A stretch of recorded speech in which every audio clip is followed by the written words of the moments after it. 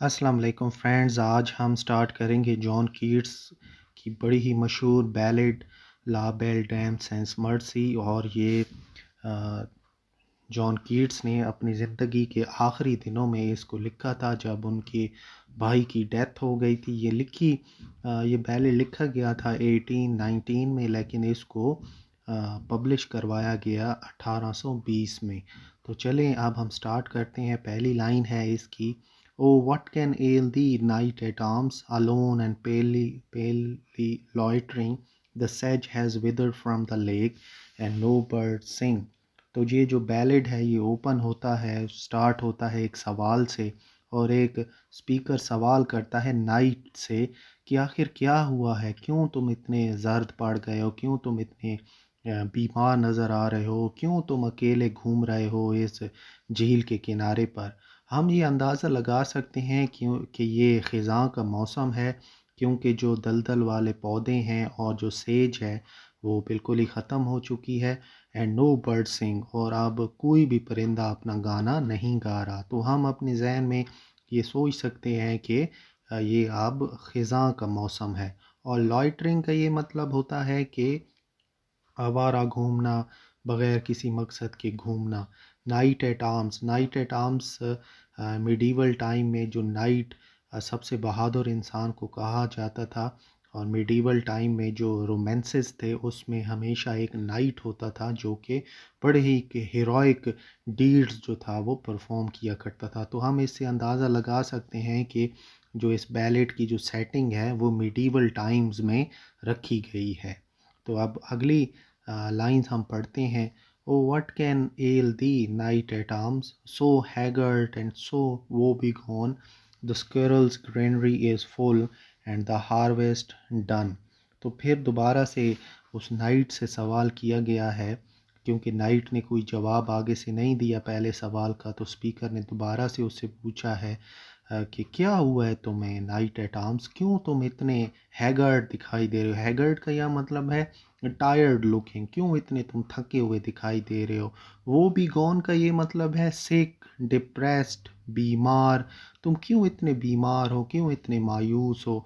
और जो गुलहरियाँ हैं, गुलहरियों ने भी अपना जो स्टोरेज था, खाना था, वो भी भरना ख़त्म कर दिया है। और जो फसलें हैं उनको भी काट लिया गया है। तो अगेन हम अंदाज़ा लगा सकते हैं कि ये लेट ऑटम का वक्त है।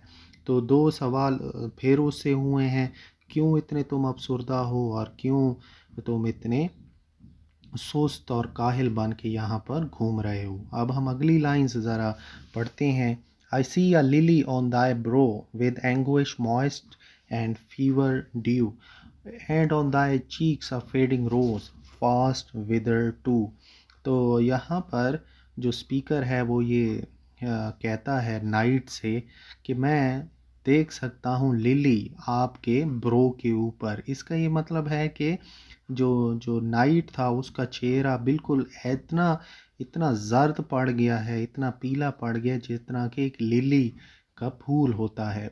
उसका जो फोर हेड है, उसका जो माथा है, वो उसके ऊपर काफ़ी पसीना है। यहाँ पर मॉइस्ट का जो वर्ड आया है ये असल में उसी पसीने को ही शो किया जा रहा है। और एंग्विश, एंग्विश हम कहते हैं बेताबी को, एंग्विश हम कहते हैं इज़्तिराब को, परेशानी को। और फीवर का भी यहाँ पर वर्ड आया है, इसका ये मतलब है कि वो जो नाइट था वो काफ़ी बीमार था। और हम अंदाज़ा लगा सकते हैं कि ये हेल्दी नज़र नहीं आ रहा, क्योंकि जो एक सेहतमंद इंसान के अंदर जो तवानाई मौजूद होती है वो बिल्कुल भी नज़र नहीं आ रही इस नाइट के अंदर। और जो हेल्दी कलर है वो इसके चीक से, इसके रुखसार से वो गायब हो रहा है। तो ये हम अंदाज़ा यहाँ से बिल्कुल बाखूबी लगा सकते हैं कि ये जो नाइट है इसकी बड़ी ही बुरी हालत है और काफ़ी ये परेशानी के आलम में रहा है। अब अभी तक तो नाइट ने कोई जवाब नहीं दिया कि मेरे साथ इतनी बुरी हालत मेरे साथ क्यों हुई है। तो देखते हैं कि अब आगे नाइट क्या जवाब देगा इस स्पीकर को कि उसकी आखिर इतनी बुरी हालत क्यों है। I met a lady in the meads, full beautiful, a fairy child. Her hair was long, her foot was light and her eyes were wild। तो अब यहाँ पर उस जो नाइट है, वो जो बीमार सा नाइट है, उसने अब जवाब दिया है स्पीकर को। तो नाइट ये कहता है कि मैं मिला एक खूबसूरत लड़की से, और वो लड़की जो थी बिल्कुल फेरी की तरह थी, एक परी की तरह खूबसूरत वो लड़की थी। मीड्स के अंदर मैं उससे मिला। मीड का यहाँ पे मतलब है खेत, फील्ड, जहाँ पर किसान जो है वो अपनी फसलें उगाते हैं, उस जगह को मीड ये कहा गया है। तो साथ में नाइट ये भी बताता है कि उस औरत के लंबे बाल थे और काफ़ी ग्रेसफुल थी, और उसकी जो आँखें थीं वो काफ़ी वाइल्ड थीं। वाइल्ड का हम ये कह सकते हैं, ज़्यादातर वाइल्ड का मतलब होता है जंगली, सैवेज, बीस्ट। तो यहाँ पर हम ये कह सकते हैं कि उसकी जो आँखें थीं वो बहुत ज़्यादा अट्रैक्टिव थीं, तो हम वाइल्ड आइज़ को अट्रैक्टिव आइज़ यहाँ पर कहेंगे। तो नेक्स्ट अब देखते हैं क्या वो कहता है night. I made a garland for her head and bracelets too and fragrant zone, she looked at me as she did love and made sweet moan। तो नाइट अब साथ में ये कहता है कि जब मैं उस औरत से मिला, तो मैंने उसके लिए एक गारलैंड बनाया। गारलैंड हार को कहते हैं, तो उसके सर के लिए उसने एक गारलैंड बनाया, एक हार बनाया, अलॉन्ग विद ब्रेसलेट्स, और ब्रेसलेट्स भी उसने नाइट ने बनाए उस औरत के लिए। तो यहाँ पर फ्रेगरेंट जोन का ये मतलब है कि एक पूरी बेल्ट बनाई नाइट ने, और वो जो पूरी बेल्ट थी वो बनी हुई थी फूलों के साथ। तो वो जो बेल्ट थी उसमें से बहुत ही खूबसूरत किस्म की महक आ रही थी फूलों की, और ये सारी चीज़ें नाइट ने बनाई उस औरत के लिए। फ्रेगरेंट जोन का यहाँ पर एक और फ्रेगरेंट जोन के साथ यहाँ पर मोन का वर्ड आया है। तो मोन हम ये अपने जहन में सोच सकते हैं कि शायद तोहफे देने के बाद उस औरत का और उस नाइट एट आर्म्स का आपस में कोई जिस्मानी ताल्लुक भी बना है। और मोन का मतलब होता है आहें भरना। तो हम यहाँ से अंदाज़ा लगा सकते हैं कि शायद दोनों के दरमियान शायद कोई जिस्मानी ताल्लुक भी हुआ हो। आई सेट हर, अब हम नेक्स्ट लाइन देखते हैं। I set her on my pacing steed and nothing else all day long, for sidelong would she bend and sing a faery song. तो बड़ी ही आसान सी ये लाइनें हैं। तो नाइट कहता है कि मैंने उस औरत को अपने घोड़े के ऊपर बैठाया। पेसिंग स्टीड, ये पेसिंग स्टीड का यहाँ पे मतलब है घोड़ा, हॉर्स। तो नाइट इतना ज़्यादा एब्जॉर्ब था कि उस औरत के अंदर इतना ज़्यादा एब्जॉर्ब था कि उसने किसी चीज़ को नोटिस ही नहीं किया सारा दिन। मतलब कि जैसे ही वो औरत मिली है नाइट को, तो वो उसके लिए तोहफे बनाना शुरू हो गया है, उसके लिए वो गारलैंड्स बनाना शुरू हो गया है, ब्रेसलेट्स बनाना शुरू। उसने और किसी चीज़ पे ध्यान ही नहीं दिया सारा दिन। अब जो वो लेडी थी वो घोड़े के ऊपर तो बैठी हुई थी, वो कभी एक साइड पे झुकती तो कभी दूसरे साइड पे झुकती, और फिर वो अपना फेरी सॉन्ग गाती। फेरी सॉन्ग हम कह सकते हैं कि बड़ा ही सुरीला किस्म का ये गाना होता है, और ये अपनी जो औरत थी वो सुरीला गाना गा रही थी और सुना रही थी उस नाइट को। तो अभी तक हमने ये देखा है कि जो नाइट और जो फीमेल जो औरत उसको मिली है, इन दोनों के दरमियान काफ़ी खुशगवार ताल्लुक़ रहा है, और काफ़ी अच्छा वक्त ये दोनों गुजार रहे हैं। तो अब हम नेक्स्ट पढ़ते हैं।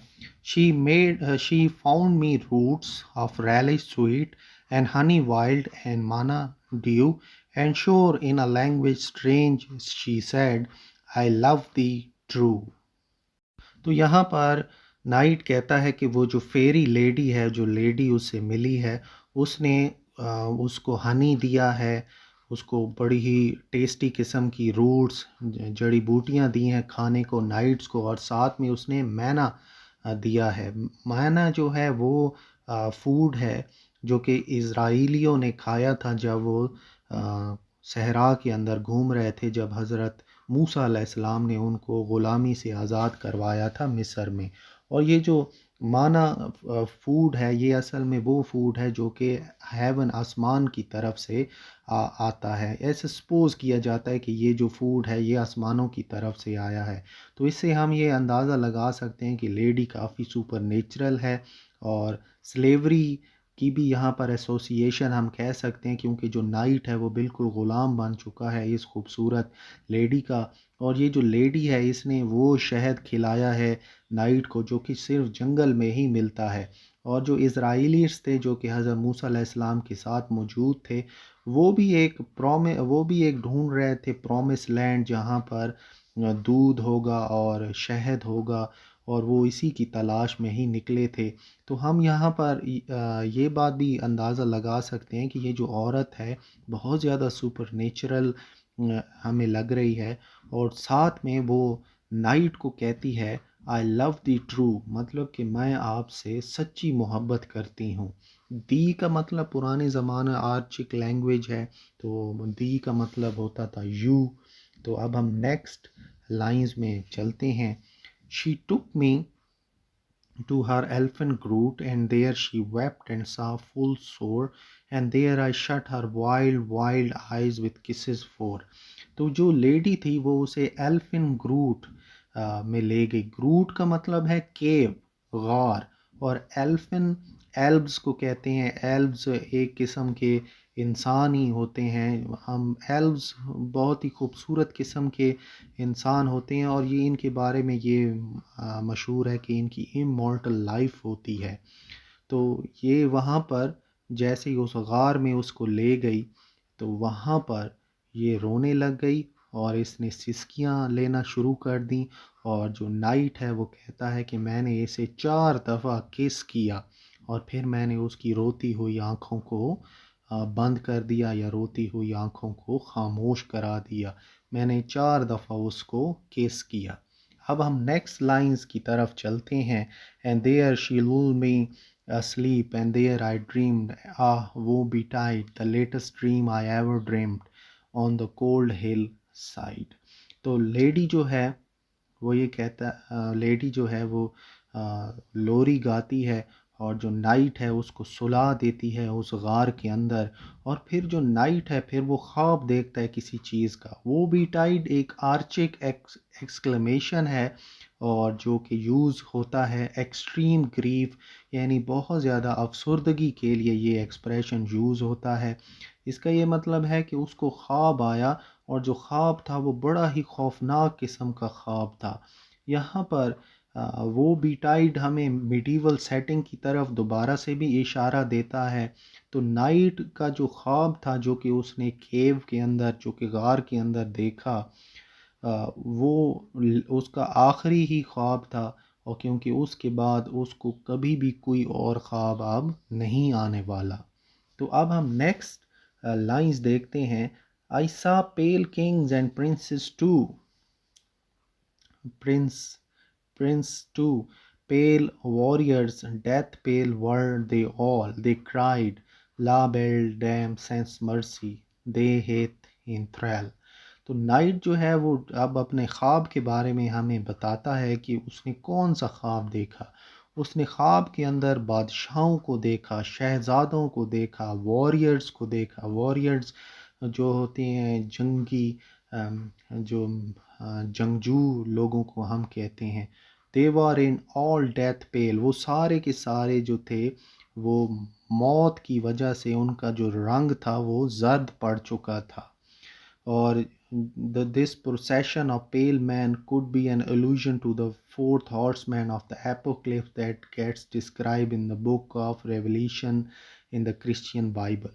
तो हम यहाँ पर ये बात भी अपने जहन में सोच सकते हैं कि जो हॉर्समैन था वो असल में जो उसने सवारी की है घोड़े की, वो जो औरत थी वो असल में मौत का ही एक दूसरा रूप था। तो जो बादशाह थे, शहज़ादे थे, वो सारे चिल्ला रहे थे कि वो जो खूबसूरत औरत है वो बेरहम औरत है, और इसने आपको अपना ग़ुलाम बना लिया है। थ्रेल का यहाँ पे मतलब है बॉन्डेज। तो इन लाइंस, आखिरी 4 लाइंस को हम इस तरीके से सोच सकते हैं कि जो नाइट था उसने ख्वाब में देखा बादशाहों को, शहज़ादों को और जंगजुओं को, और वो सारे मौत की वादी में जा चुके थे और वो चिल्लाए कि ये जो औरत है ये बड़ी बेरहम औरत है और इसने तुम्हें कैद कर लिया है। तो अब हम अगली लाइंस की तरफ देखते हैं। I saw their starved lips in the gloom with horrid warning gaped wide, and I awoke and found me here on the cold hillside. तो नाइट कहता है कि मैंने उनके जो अफसरदा होंठ थे उन होंठों को देखा, प्यासे होंठों को देखा, उनका जो मुंह था, उनका जो माउथ था वो बिल्कुल ही भूख की वजह से मर चुका था, और वो बिल्कुल उन्होंने मुंह अपना खोला हुआ था, ऐसे लगता था कि वो चीख रहे हैं, कोई वार्निंग दे रहे हैं नाइट को। ग्लोम का यहाँ पे मतलब है डस्क और टॉयलेट, यानी वो वक्त जब सूरज गरूब हो चुका होता है। तो यहाँ पर नाइट जो है वो अपने ख्वाब से अब जाग जाता है और फिर वो अपने आप को पाता है उस पहाड़ी के ऊपर जिस पहाड़ी पर इसकी मुलाकात हुई है स्पीकर के साथ। तो अब यहाँ पर हम ये देखें कि आखिरकार वो जो नाइट है वो गार से उसने ख्वाब के बाद वो जाग गया है, बड़ा ही उसने डरा हुआ अपने आप को पाया है। अब वो भागा है और फिर ख्वाब में जो जो लोग उसने देखे हैं उनको वो याद कर रहा है, और वो ख्वाब के अंदर जितने भी लोग थे वो उसको वार्निंग दे रहे थे कि जिस तरीके से हम ट्रैप हो चुके हैं तुम ट्रैप ना हो और यहाँ से भागो। And this is where I sojourn here alone and palely loitering, though the sedge is withered from the lake and no birds sing. बिल्कुल वही आखिरी 3 लाइनें आप देखिए तो बिल्कुल वही लाइंस हैं जो कि पोएम के बिल्कुल बैलेट के बिल्कुल स्टार्ट में आई थी। तो यहाँ पर अब वो जवाब देता है नाइट एट आर्म्स, वो नाइट जवाब देता है स्पीकर को कि मैं इसलिए यहाँ पर घूम रहा हूँ, मैं इसीलिए यहाँ पर इतना अफसरदा मौजूद हूँ। सोजोर्न का मतलब होता है टेम्परेरी स्टे, एक आर्जी तौर पे जब आप किसी जगह पर रुकते हैं। और मैं अकेला भी हूँ और मैं बिल्कुल मेरा जो कलर है वो भी ज़र्द पड़ चुका है और मैं आवारा घूम रहा हूँ। और मुझे ये भी पता है कि जो परिंदे हैं वो अब कोई गाना नहीं गाएंगे और जो फूल हैं और जो पौधे हैं वो भी मुरझा चुके हैं झील के साथ। तो अब हम इस आखिरी जो लाइंस हैं इनको पढ़ के ये अंदाज़ा लगा सकते हैं कि वो नाइट एट आर्म जो है जो नाइट था वो ख्वाब देखने के बाद वहाँ से भाग गया, और अब वो उसने पूरी कहानी बताने के बाद अपना रीज़न बताया है कि मैं क्यों यहाँ पर घूम रहा हूँ। इसी तरह एक औरत मुझे मिली, वो गार में ले गई, उसने मुझे एक पुरस्रार किस्म का खाना खिलाया, उसने मुझे सुला दिया, और सोने के अंदर जब मैं सो गया तो मैंने बादशाहों को देखा। अब हम समरी कर लेते हैं इस पूरे बैलेट की। तो स्पीकर जो है वो पोएम को स्टार्ट करता है और मिलता है नाइट एट आर्म्स से। नाइट एट आर्म्स, नाइट जो है बिल्कुल अकेला है और ऐसा लगता है कि वो मरने वाला है। किसी फील्ड के अंदर वो मौजूद है, खेतों के अंदर। वो उससे पूछता है कि क्या हुआ है, तो नाइट जवाब देता है। जो जवाब है वही बकाया पोएम है हमारी सारी।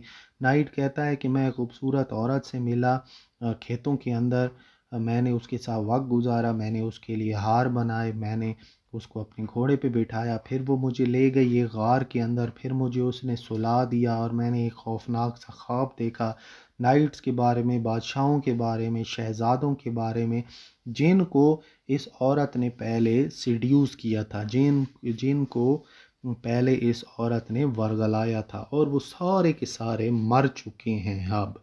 तो अब यहाँ पर बात क्लियर हो गई कि वो जो ख्वाब के अंदर जो बादशाह नज़र आए थे नाइट को, जो शहज़ादे नज़र आए थे, जो जंगजू नज़र आए थे, वो सारे के सारे वर्ग पहले ही सीड्यूस हो चुके हैं इस औरत के ज़रिए, और वो सारे के सारे मर चुके हैं।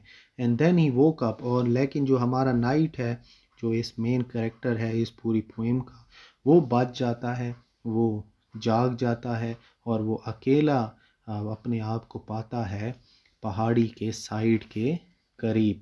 तो यहाँ पर ये जो बैलेड है ला बेल डैम सेंस मर्सी, जिसका हम इंग्लिश में ट्रांसलेशन करें, क्योंकि ये लैटिन टाइटल है, अगर हम इसका इंग्लिश में ट्रांसलेशन करें तो इसका बनता है अ वुमन विदाउट मर्सी। तो यहाँ पर ये जो बैलेट है ये अपने इख्तिताम को पहुँचता है।